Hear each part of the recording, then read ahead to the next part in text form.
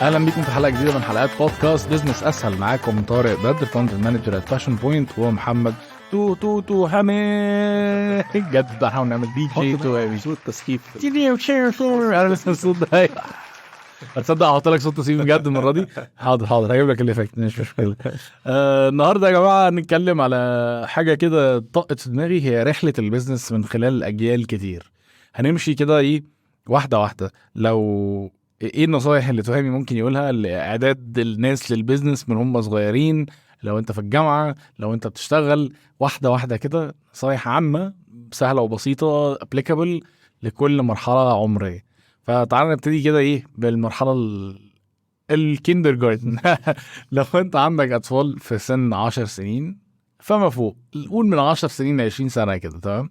عندك اولاد وبنات وانت بتحاول تهيئهم منتلي على الاقل يعني للانتربرينوريال مايند سيت، وان هم يخشوا زي نفسه في سوق العمل، ويقدروا يجيب نفسه في البيزنس مايند سيت الموجوده دلوقتي بكل التولز بقى، بكل الحركات اللي فيها. ايه الحاجات اللي لازم تعملها؟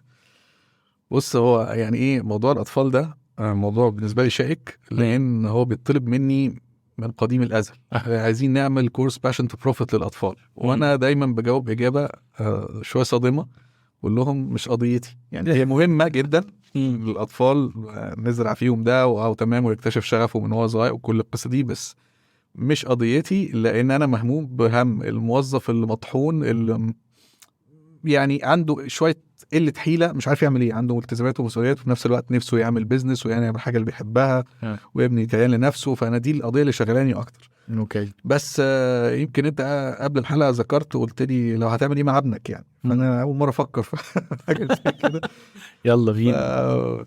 لان احنا يعني عاده برضو حاجه نقولها للناس، الحلقات ما بنحضر لهاش، احنا بنطلع بنقول اللي في قلبنا يعني. ولا اي تحضير اطلاقا. فممكن اللي انا هقوله النهارده ده ممكن يتغير بعد 3 ايام عادي، لان انا اول مره افكر ازاي ممكن اقول ايه ليفني علشان. بس انا هقول حاجه مهمه، ان it's very critical.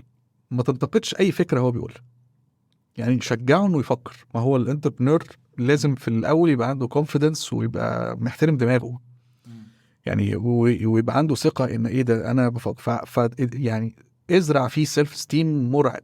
يعني مش عايز اخليك توصل ابنك لدرجه الغرور، بس اثني عليه باستمرار. هو اي فكره يقولها ما تتفش منها، لان احنا ظراف قوي، يعني ظراف بزياده، عشان انت يعني الكبير شويه وشايف ان فكرته دي ايه عيالي، فتقوم ايه ذبحه. ويمكن دي حصلت معايا في التوك بتاع السيمينار يعني. فبلاش ايه نحكيها في وقت اخر يعني. تمام. فاهم حاجه، اديله ثقه في نفسه. وباي ذا واي كبراكتيكال يعني تول تعزز فيها السيلف ستيم هي الشطرنج. وده this is why من الشطرنج فرق معايا وانا صغير جدا، يعني كان ممكن اضيع من غيره. فعشان كده البيزنس التاني اللي عملته هو تشيس يور تشايلد. لما طفلك يلعب شطرنج بيبقى بني ادم تاني، لانه بيبقى واثق في دماغه. لان لما بقعد العب شطرنج محدش بيوجهني، انا اللي سيد قراري، انا اللي بحرك اللي انا عايز احركه، وبتحمل العقبات العواقب بتاعته. الحركه دي خسرتني، الحركه دي كسبتني، فبتعود ان انا سيد قراري، وانا اللي بحط الاستراتيجي بتاعت حياتي، وانا اللي باخد بقى ميك ديسيجنز بقلب جامد. وخسرت كسبت سنة الحياة، بس لازم ألعب ولازم أجرب مرة تانية ولازم أتعلم وأتطور لحد ما. الشطرنج بيخلي فيه ثقة مرعبة للطفل، بيهيئه بعد كده إنه يبقى قائد قوي، وإنه هيبقى حتى في البيزنس كأنتربرنور بيفكر وما بيخافش. فدي مهمة قوي بالنسبة لي، حتى مع الولاد، فكرة إن أنت ما تفش كلامه، يعني ما تقللش من كلامه، عززه. تمام. يعني اديله سيلف ستيم، شوف النقط الحلوه اللي عنده واذكرها دايما قدامه. انت قوي في الحته دي، برافو عليك في الحته دي، انت شاطر في الحته دي. بلاش تكسير المقاديف ده، لان هم فيهم اللي مكفيهم وداخلين على يعني دنيا وفيز في منتهى الجمال. طب لو قال لك انا عايز اعمل بيزنس دلوقتي، او قال لك انا عندي فكره او حاجه، ممكن تسبورته في الموضوع ده؟ يعني انت ممكن تفند بيزنس فور هيم مثلا او سبورت. احنا عندنا يعني من الناس اللي اتخرجوا من باشن تو بروفيت، رانيا سمير عامله بيزنس رائع للاطفال في الانتربرينوريال سكيلز، دوزي كيدز. دي البراند بتاعتها. هي بتعمل بروجكتس للاطفال، بتبقى مش عارف كام مدتها، 2 أو 3، بتخليهم يطلعوا بحاجه منتج ملموس يبيعوه في اخر الكامب اللي هي بتعمله. ففي ناس بيعملوا فعلا كده، فاي وود انرول في حاجات زي كده. في ناس كتير بتعمل انتربرينوريال اكتيفيتيز دلوقتي للاطفال، اتس تريندنج. فديفنتلي اي كان انرول واخليه يقول له خش هنا وتعلم وطور فكرتك بشكل سليم وهكذا يعني. حلو. بقى اول يوم 3 حاجات. لو انت عايز ابنك او بنتك يطلعوا بانتربرينوريال مايند سيت كويسه، ما تنتقدش افكارهم، تساعدهم ان هم يبيلدوا سيلف استيم كويس، مش لدرجه الغرور لكن سيلف استيم كويس، واثقين في نفسهم في دماغهم. بيريكومند حاجه زي الشطرنج او غيره، يعني شوف انت الاكتيفيتي اللي ممكن يكون زي الشطرنج يديهم الثقه في النفس والثقه في افكارهم وفي دماغهم وتفكيرهم. وطبعا لو هم في دماغهم فكره او حاجه محتاجه منك سبورت زي كده، ممكن تساعدهم. تمويل بسيط في مشروع بسيط. يعني هم بره عارف اللي هو مشهور قوي الليمونيد ستاند في امريكا. ثقافه الليمونيد ستاند، البنت اللي تيجي تعمل عصير ليمون تقف تبيعه على الكورنر وكده. تمام. هنسيب مرحله ال10 سنين ونطلع بقى من مرحله ال20 سنه. طبعا انا دلوقتي شاب متخرج عندي 20 سنه، او مش متخرج، ممكن اكون لسه في الجامعه او لسه متخرج او لسه ببتدي شغل غالبا. يعني بالشكل على ما اتذكر يعني المرحله دي من العمر الشباب حواليك مختلفين الانواع. في نوع عايز يقعد يلعب بلاي ستيشن وكوره بس، مش عايز يعمل اي حاجه تانية في حياته غير كده. في نوع probably خايف من الجيش وبيدور على شغل و في سبست صغير كده من الناس انتربرينوريال جدا جدا بشكل غير طبيعي، ما بيفكروش اصلا غير في الانتربرينوريال سين، ونايمين شاربين نايمين، كل حاجه بيعملوها بيفكروا في البيزنس وازاي نعمل بيزنس وازاي نخش ستارت اب واكسلريتورز وناخد فاندنج وانا راجل في النص مش عارف اعمل ايه. تمام. اعمل ايه؟ اهم حاجه في المرحله دي انه يتعلموا كونسبت مهم جدا، سيلف اديوكيشن. اوكي. ينسى خالص كل الفورمال اديوكيشن اللي هو بيتعلم، مش ينساه قصدي، بس إن لازم يبقى متاكد ان الفورمال اديوكيشن ده مش هيوصله لاي حاجه غير يمكن ويبقى محظوظ انه يجيب له وظيفه. يمكن الفورمال اديوكيشن الحقيقه يعني انا وانت اهو بعد عدد معين من السنين الله اعلم هو ايه لازم هيختفي، بالذات مع وجود الاي اي والتطور التكنولوجي الرهيب وطرق التعلم او الحصول على المعلومه اللي بقت يعني زمان على ايامنا وانا مش عجوز بس فعلا التطور مذهل. احنا كانت الطريقه الوحيده اللي تحصل بيها على معلومه هي انكارترا انسايكلوبيديا، موسوعه، تجيب موسوعات. انت متخيل كانش لسه في انترنت، بجيب الموسوعه دي كانت في كتب وبعد شويه بقت في سيديهات. كان اسمها انكارتا، انا فاكر دي اللي كانت في انسايكلوبيديا بريتانيكا برضه. بريتانيكا، وده بقى للناس اللي ايه بروفيشنال قوي وكده. بس فجاه بقى في جوجل ده طفره، او السيرش انجن عامه كونسبت، وفي انترنت وبتخش تشوف بقى دلوقتي مع تشات جي بي تي انت بتخش بس تساله سؤال بيجاوب لك عليه، مش بتحتاج تعمل سيرش حتى. ف sooner or later الموديل بتاع الاديوكيشن الماشي دلوقتي ده لازم هينتهي. لان يعني فعلا خلاص يعني كل واحد ممكن يتشارت الاديوكيشنال باث بتاعه بنفسه ويتعلم الحاجه اللي هو عاوزها ويماسترت.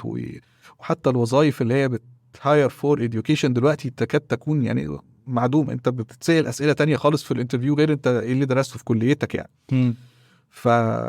فهي the whole point ان لازم الشباب في السن ده يفهم انه لازم يبدأ يعلم نفسه بنفسه، لا يتكل اطلاقا على شهادته الجامعيه او دراسته الجامعيه ان هي دي اللي هتجيب له الوظيفه وهي دي اللي هتكبره في شغله وهي دي اللي هتعمله.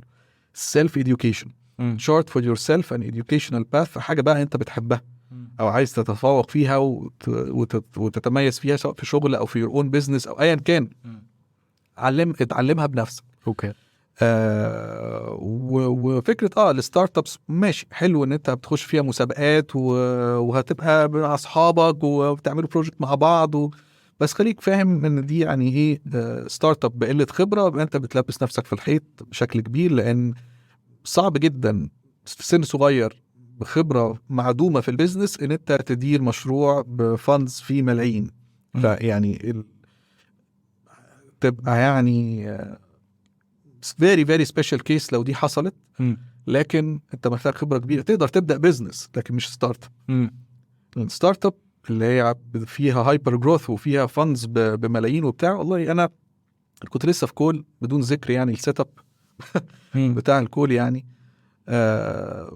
بس كان في بنا كونسلتيشن مع ستارت اب، والستارت اب دي بتخسر. فاحد المنتورز العظام بيسأل الستارت اب دي عندك فند ولا ما عندكيش فند علشان الخسارة دي؟ عندي فند، طب الحمد لله ده هيكفيك 12 شهر من الخساره، جود لك ان شاء الله تتحايل تتطوري وتغيري البيزنس موديل عشان يتحول يبقى بروفيتبل. فالشباب الصغير بياخد بالفاندز عشان يحرقها، بيسموها بيرنينج كاش. في الظروف دي ما بقاش فيه الانفستورز اللي هيديك فلوس تعمل بيها كده، هي ده ما بقاش موجود، ان انا اديك فلوس تحرقها كده من غير اي ضمانات ولا اي بتاع. ف لوت اوف ستارت ابس حتى لما بياخدوا فاندنج بيتحرق بدون داعي، لان الموديل نفسه مش بروفيتبل.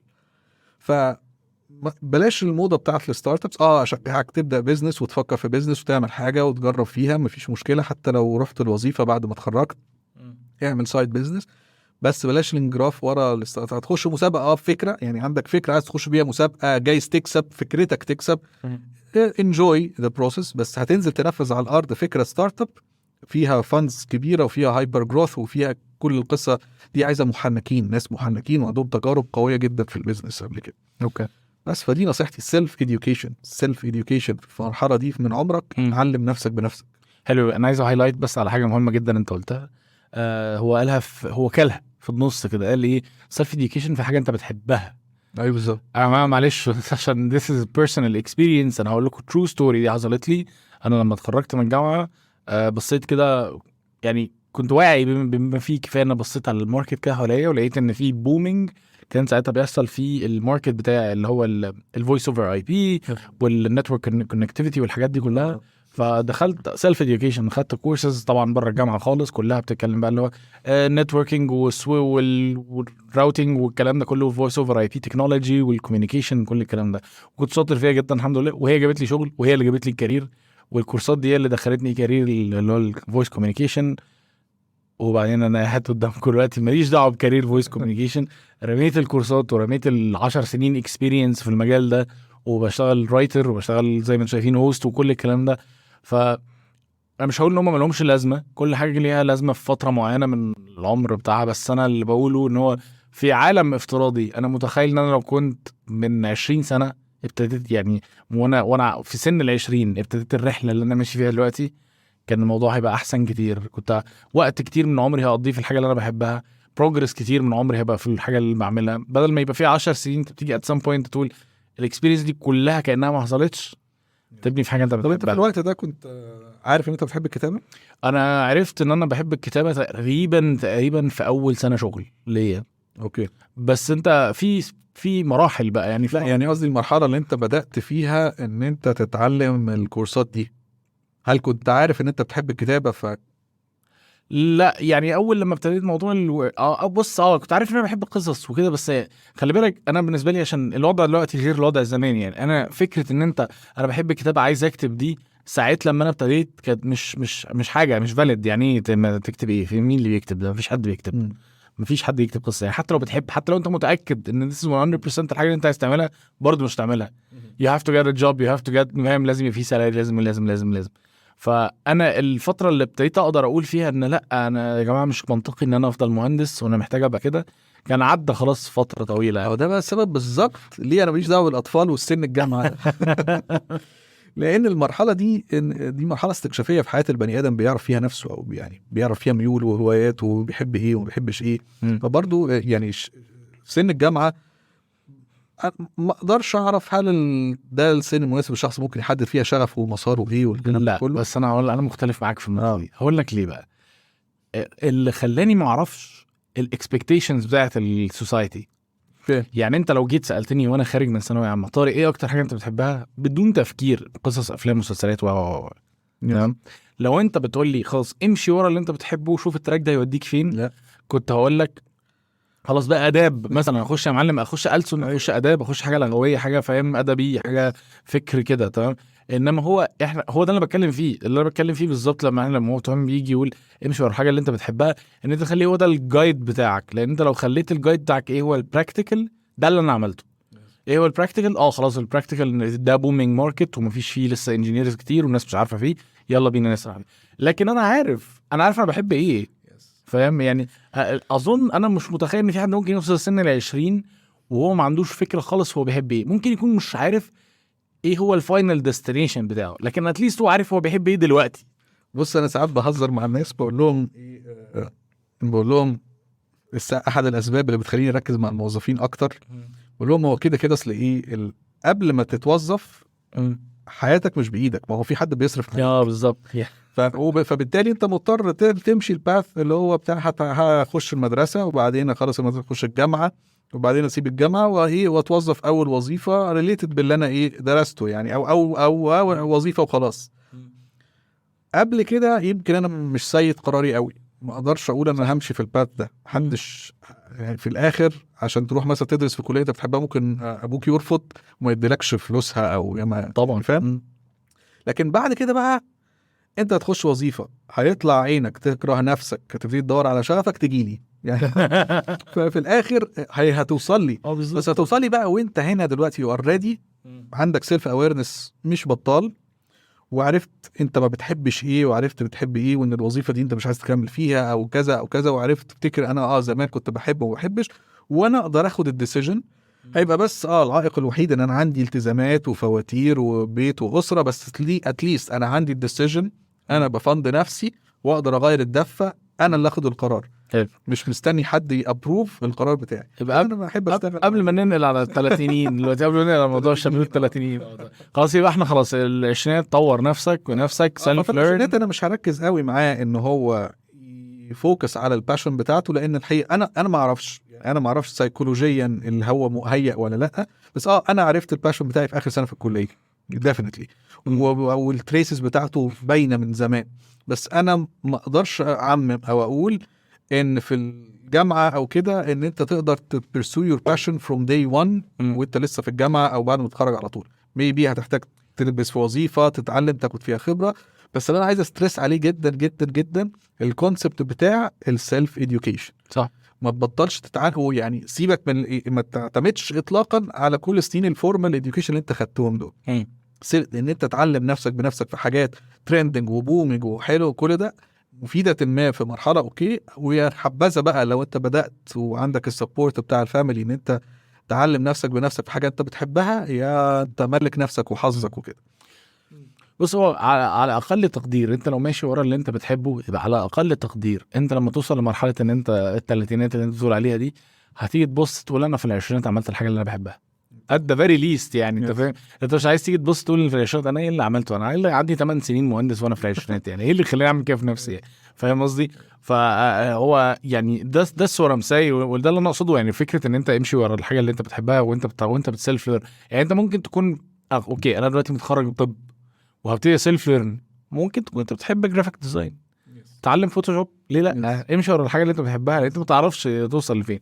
وممكن برضه كول تو اكشن للاهالي، يعني ان انت برضه لو انت اب او ام وانت في مرحله ان ابنك في مدرسه او في ثانويه عامه، انت ممكن تمشي الطريقه التقليديه ان هو لازم يبقى مهندس دكتور ما اعرفش ايه وكل الكلام ده الشهادات التقليديه، او ممكن تروح تساله انت بتحب ايه يعني ولو هو ما يعرفش بتحب ايه خليه يختبر هو بيحب ايه او هي بتحب ايه يعني. eventually ممكن تلاقي تريسز لحاجه هو عنده استعداد يلاتش عليها، لانه الاكسبيرينس فعلا مختلفه. اكسبيرينس التعلم في ايا كانت المرحله السنيه مختلفه اختلاف جذري ما بين ان انت بتتعلم حاجه عشان انت محتاج تتعلمها وما بين انت بتتعلم حاجه عشان انت بتستمتع بيها او انت بتحبها.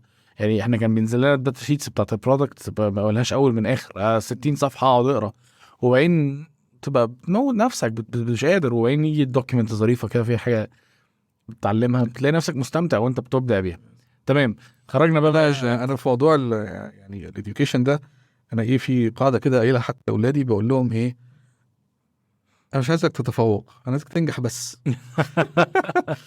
صح. وبيني وبين نفسي بقول حتى لو ما نجحتش مش مشكله، يسقط سنه يسقط في الاخر انا يعني مش عايزه يحمل هم الاديوكيشن ده، لان انا عارف سونر اور ليتر ده مش هيوصله لحاجه، رغم ان انا بقع فيه فلوس قد كده، بس انا عارف ان ده بارت اوف ذا سوشيال نورم، لازم هيجو ثرو الفورمال، ده السوسايتي اللي احنا عايشين فيها دلوقتي.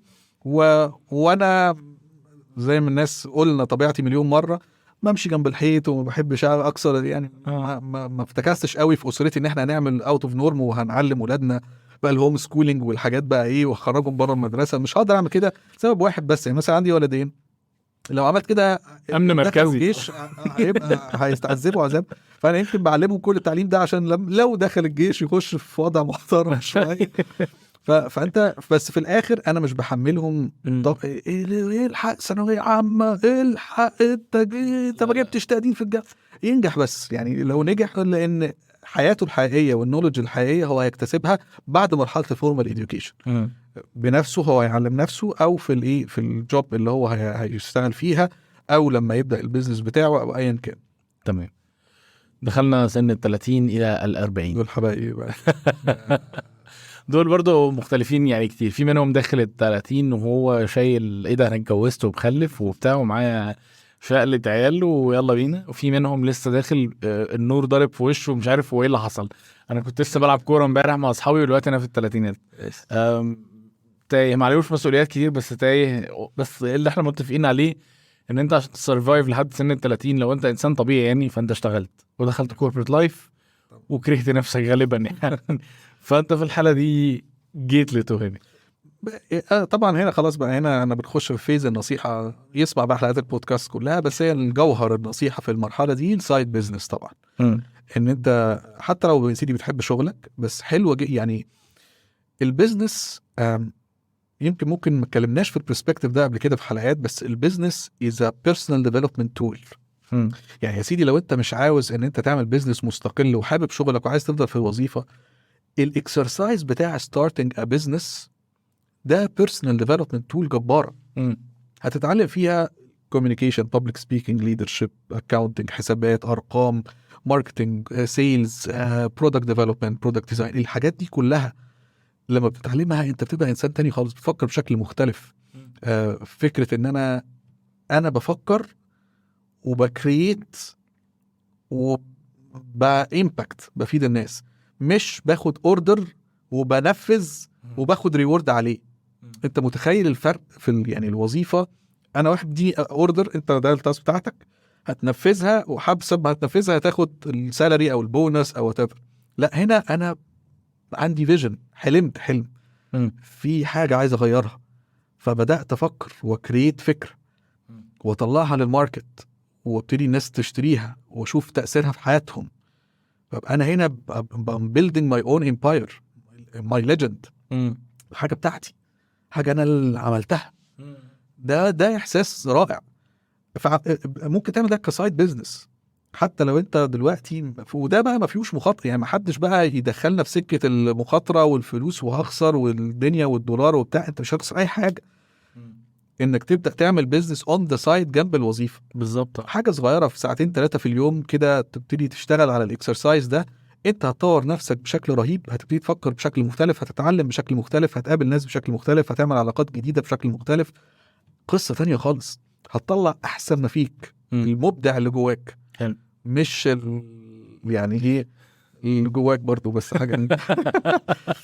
طب انا بس مش عايز حد بيسمعنا يفتكر ان انت عشان توصل للستيت اللي هو بيتكلم عليها دي لازم تكون مشيت بالخطوات اللي احنا اوريدي قلنا عليها في ال10 سنين وال20. لا، احنا بنفترض ان انت جاي طازه ما عملتش اي حاجه صح. يعني انت راجل ما عملتش اي حاجه صح في حياتك وداخل على المرحله اللي هو بيتكلم عليها على طول. بدات تفوق في الموضوع. فانت ما طورتش نفسك في العشرينات. انت في العشرينات كنت بتلعب كوتشينه بس، وبعدين داخل هنا ايه تبتدي من اول وجديد. نفس الكلام بالظبط في كل المراحل يعني. فانت في المرحله دي انت لسه بتبتدي طازه، تبتدي تعمل كل حاجه من اول وجديد.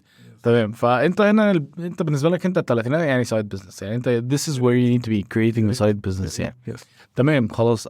اربعينات بقى يبقى واثق في سنه ده.